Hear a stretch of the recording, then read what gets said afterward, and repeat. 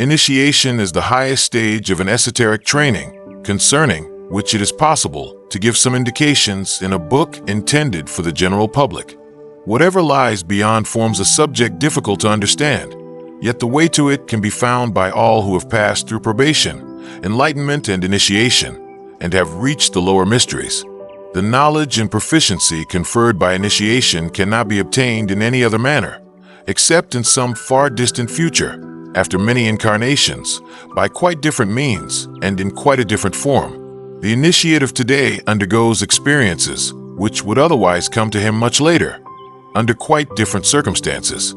The secrets of existence are only accessible to an extent corresponding to man's own degree of fitness. For this reason alone, the path to the higher stages of knowledge and power is beset with obstacles. A firearm should not be used until sufficient experience has been gained to avoid damage being caused by its use.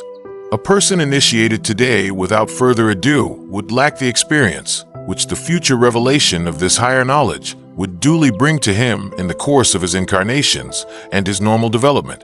At the portal of initiation, therefore, this experience must be supplied in some other way.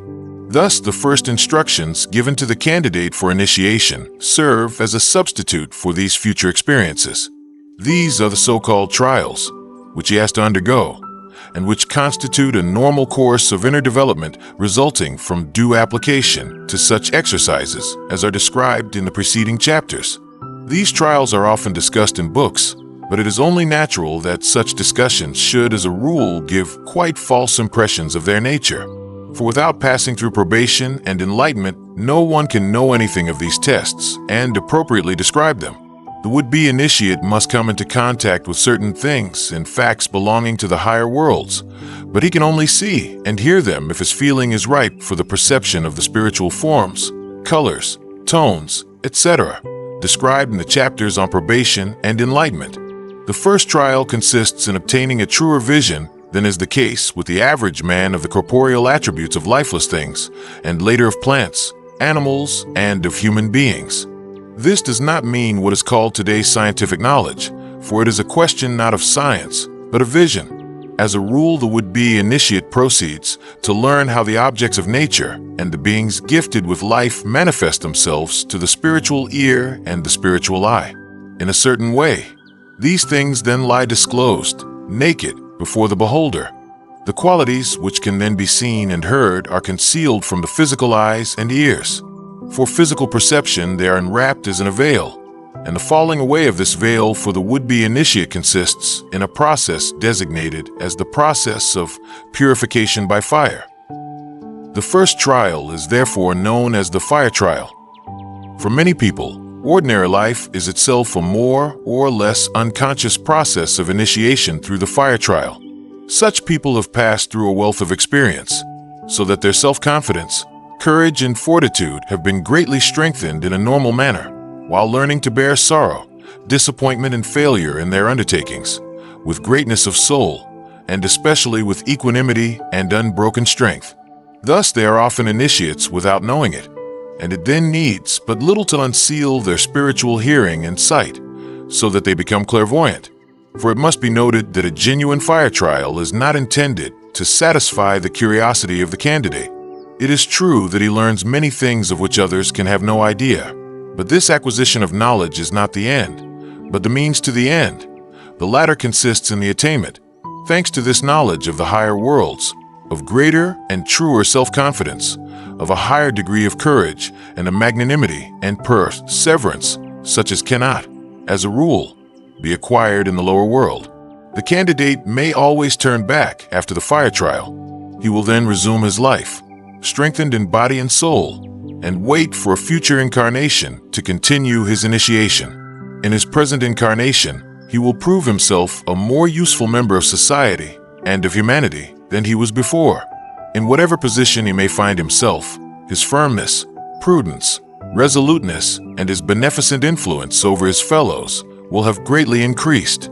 But if, after completing the fire trial, he should wish to continue the path, a certain writing system, generally adopted in esoteric training, must now be revealed to him. The actual teachings manifest themselves in this writing, because the hidden occult, qualities of things cannot be directly expressed in the words of ordinary language, nor can they be set forth in ordinary writing. The pupils of the initiates translate the teachings into ordinary language as best they can. The hidden writing reveals itself to the soul when the soul has attained spiritual perception, for it is traced in the spiritual world and remains there for all time. It cannot be learnt as an artificial writing is learnt and read. The candidate grows into clairvoyant knowledge in an appropriate way, and during this growth, a new strength is developed in his soul as a new faculty, through which he feels himself impelled to decipher the occurrences and the beings of the spiritual world like the characters of a writing. This strength, with the experience it brings of the corresponding trial, might possibly awaken in the soul as though of its own accord, as the soul continually develops, but it will be found safer to follow the instructions of those who are spiritually experienced and who have some proficiency in deciphering the hidden writing. The signs of the hidden writing are not mere inventions. They correspond to the forces actively engaged in the world. It becomes immediately apparent to the candidate that the signs he is now learning correspond to the forms, colors, tones, etc., which he learned to perceive during his probation and enlightenment. He realizes that all he learned previously was only like learning how to spell, and that he is only now beginning to read in the higher worlds. All the isolated figures, tones, and colors reveal themselves to him now in one great connected whole. Now, for the first time, he attains complete certainty in observing the higher worlds. Hitherto, he could never know positively whether the things he saw were rightly seen. A regular understanding is now, too, at last possible between the candidate and the initiate in the spheres of higher knowledge. For whatever form the intercourse between an initiate and another person may take in ordinary life, the higher knowledge in its immediate form can only be imparted by the initiate in the above-mentioned sign language. Thanks to this language, the student also learns certain rules of conduct and certain duties of which he formerly knew nothing. Having learned these, he is able to perform actions endowed with a significance and a meaning such as the actions of one not initiated can never possess. He acts from out of the higher worlds. Instructions concerning such action can only be read and understood in the writing in question. Yet it must be emphasized that there are people unconsciously gifted with the ability and faculty of performing such actions, though they have never undergone an esoteric training. Such helpers of the world and of humanity pass through a life of blessing and good deeds. For reasons here not to be discussed, gifts have been bestowed on them which appear supernatural. What distinguishes them from the candidate for initiation is only that the latter acts consciously and with full insight into the entire situation.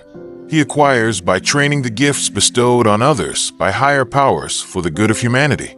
We can sincerely honor and respect these favored of God, but we should not for this reason regard the work of esoteric training as superfluous. Once the student has learned the sign language, there awaits him yet another trial to prove whether he can move with freedom and certainty in the higher worlds. In ordinary life, he is impelled to action by exterior motives. He works at one occupation or another because one duty or another is imposed on him by outward circumstances. It need hardly be mentioned that the student must in no way neglect any of his duties in ordinary life because he is living and working in higher worlds.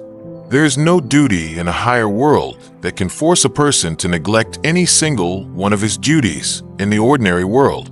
The father will remain just as good a father to his family, the mother just as good a mother, and neither the official nor the soldier, nor anyone else will he detain from their work if they become esoteric students. On the contrary, all the qualities which make a human being capable and efficient are enhanced in the student to a degree of which the uninitiated can form no idea.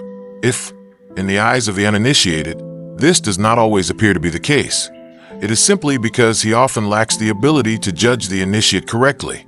The deeds of the latter are not always intelligible to the former, but this only happens in special cases.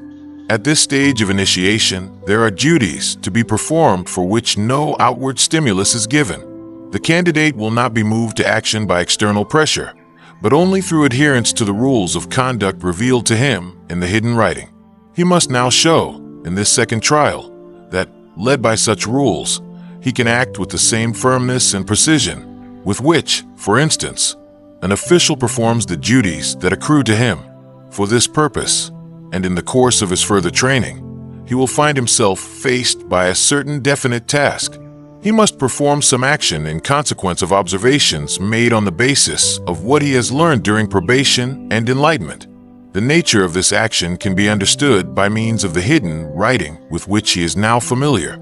If he recognizes his duty and acts rightly, his trial has been successful.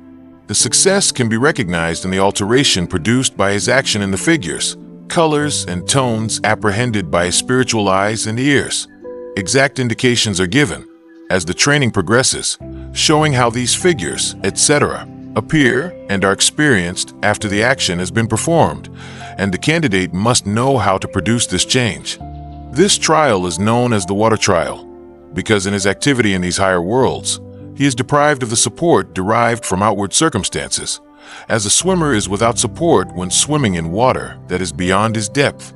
This activity must be repeated until the candidate attains absolute poise and assurance. The importance of this trial lies again in the acquisition of a quality. Through his experiences in the higher worlds, the candidate develops this quality, in a short time, to such a high degree that he would otherwise have to go through many incarnations in the ordinary course of his development before he could acquire it to the same extent. It all centers around the fact that he must only be guided by the results of his higher perception and of his reading the hidden writing in order to produce the changes in question in these higher regions of existence. Should he, in the course of his activity, introduce any of his own opinions, desires, etc., or should he diverge for one moment from the laws which he has recognized to be right, in order to follow his own willful inclination, then the result produced would differ entirely from what was intended. He would lose sight of the goal to which his action tended, and confusion would result. Hence, ample opportunity is given him in the course of this trial to develop self-control. This is the object in view. Here again, this trial can be more easily endured by those whose life, before initiation, has led them to acquire self-control. Anyone having acquired the faculty of following high principles and ideas while putting into the background all personal predilection. Anyone capable of always performing his duty, with inclinations and sympathies only too ready to seduce him from this duty. Such a one is unconsciously an initiate in the midst of ordinary life. He will need but little to succeed in this particular trial. Indeed, a certain measure of initiation thus unconsciously acquired in life will, as a rule, be indispensable for success in this second trial. For even as it is difficult for those who have not learned to spell correctly in their childhood to make good this deficiency when fully grown up, so too, it is difficult to develop the necessary degree of self-control upon glancing into the higher worlds, if a certain measure of it has not been acquired in ordinary life. The objects of the physical world do not alter, whatever the nature of our wishes, desires, and inclinations. In the higher worlds, however, our wishes, desires, and inclinations are causes that produce effects. If we wish to produce a particular effect in these worlds, we must hold ourselves completely under control. We must strictly follow the right precautions and subdue every wayward impulse. A certain human quality is of very special importance at this stage of initiation, namely, an unquestionably sound judgment. Attention should be paid to the training of this faculty during all the previous stages, for it now remains to be proved whether the candidate is shaping in a way that shows him to be fit for the true path of knowledge. Further progress is now only possible if he is able to distinguish illusion, superstition, and all manner of fancifulness from true reality. This is, at first, more difficult to accomplish upon the higher stages of existence than upon the lower. Every prejudice, every cherished opinion with regard to the things in question, must vanish. Truth alone must guide. There must be perfect readiness to abandon at once any idea, opinion, or inclination when logical thought demands. Certainty in higher worlds is only likely to be attained when personal opinion is never spared. People whose mode of thought tends to fancifulness and superstition can make no progress on the path to higher knowledge. It is indeed a precious treasure that the student is to acquire. All doubt regarding the higher worlds is removed from him. With all their laws, they reveal themselves to his gaze. But he cannot achieve this fortune so long as he is the prey of fancies and illusions. It would indeed be fatal if his imagination and his prejudices ran away with his intellect. Dreamers and fantastical people are as unfit for the path to higher knowledge as superstitious people. This cannot be overemphasized, for the most dangerous enemies on the way to knowledge of the higher worlds lurk in such fantastical reveries and superstitions. Yet no one need believe that the student loses all sense of poetry in life, all power of enthusiasm, because the words, "all prejudice must quit you," are written over the gateway leading to the second trial of initiation, and because upon the portal, at the entrance of the first trial, he reads, "Without normal common sense, all your efforts are in vain." If the candidate be in this way sufficiently advanced, a third trial awaits him. He finds here no definite goal to be reached. All is left in his own hands. He finds himself in a situation where nothing occasions him to act. He must find his way all alone and from out of himself. Things or people to stimulate him to action are non-existent. Nothing and nobody can give him the strength he needs, but he himself alone. Failure to find this inner strength will leave him standing where he was. Few of those, however, who have successfully endured the previous trials will fail to find the necessary strength at this point. Either they will have turned back already, or they succeed at this point also.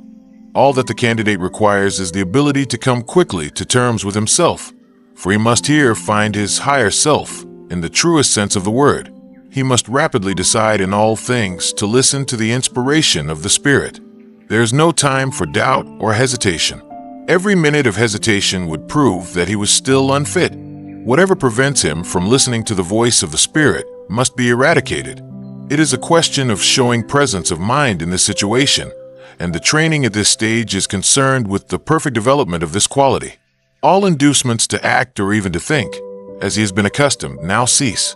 In order not to remain inactive, he must not lose himself, for only within himself can he find the one central point of vantage where he can gain a firm hold. No one on reading this, without further acquaintance with these matters, should feel an antipathy for this principle of being thrown back on oneself, for success in this trial brings with it a moment of supreme happiness. At this stage, no less than at the others, ordinary life is itself an esoteric training for many. Anyone having reached the point of being able, when suddenly confronted with some task or problem in life, to come to a swift decision without hesitation or delay. For him, life itself has been a training in this sense. Such situations are here meant when success is instantly lost, if action is not rapid. A person who is quick to act when a misfortune is imminent, whereas a few moments of hesitation would have seen the misfortune an accomplished fact, and who has turned this ability into a permanent personal quality, has unconsciously acquired the degree of maturity necessary for the third trial. For at this stage, everything centers round the development of absolute presence of mind. This trial is known as the air trial, because, while undergoing it, the candidate can support himself neither upon the firm basis of external incentive, nor upon the figures, tones, and colors which he has learned in probation and enlightenment, but exclusively upon himself. Upon successfully enduring this trial, the student is permitted to enter the temple of higher wisdom.